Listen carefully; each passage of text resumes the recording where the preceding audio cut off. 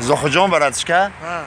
همون وقتی که در وطن بودی ما باید یک قسم کردیم برای همون دو تا جوره داریم که چی نام دارن؟ آیت قطعی علیشه آیا جان علیشه جان با پروزبی کپیتان کماند از زخه یک قصه برای هر دوی شما برادرها چی نام دارن؟ آیت قطعی علیشه یا برادر دنیا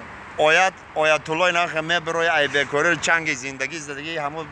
تراتوار دو میبنده ای کجای یا رول میوه رول کماز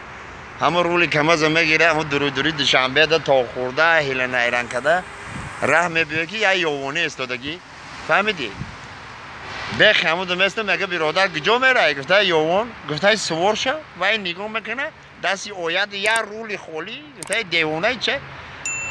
سوار شو گفته براتن در سخت نپوش خواه بیچارم اومده بخش دسته نخی رفته گیر گشته گیر میگرده پاورات چیرشش ده پاست بگذاره میگه ملیسا چی میگه یوانی تو بفرو اینه خیلی پیشی پاست کتی بگذار اینجا گیش نکن من ایت عبیز میکنم با ای پاست بگذار سوار میشه میریم مایلی میگه پاست ده میره که با علیشهر با گیشی ده بدهی با علیشهر در پاست ایستادگی چه پای برادر میگه نمی جیای براتن میگه دیوونه چه بله دست جا رول بگه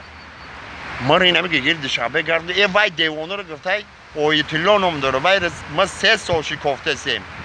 سوار شو گفته براتن این علیشهر شما هم بخی پاس یا رولی موتورسیکل میگیره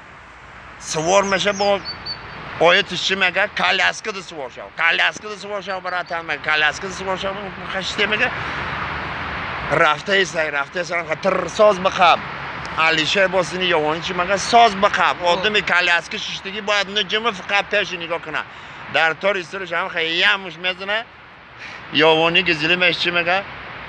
یکی یکی گیشتیم آنو شگم همو آیت الله قتی همو کماز قتی میرفتم خوب بود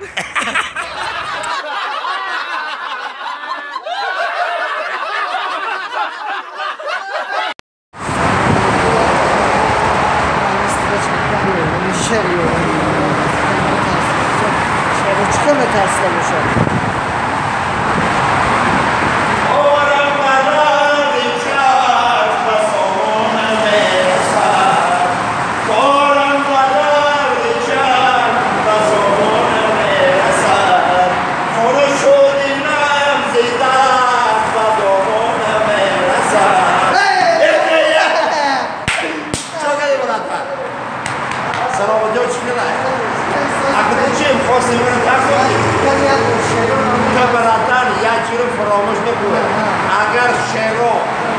حافظی کده لسنی سختی بفرن بدون که باید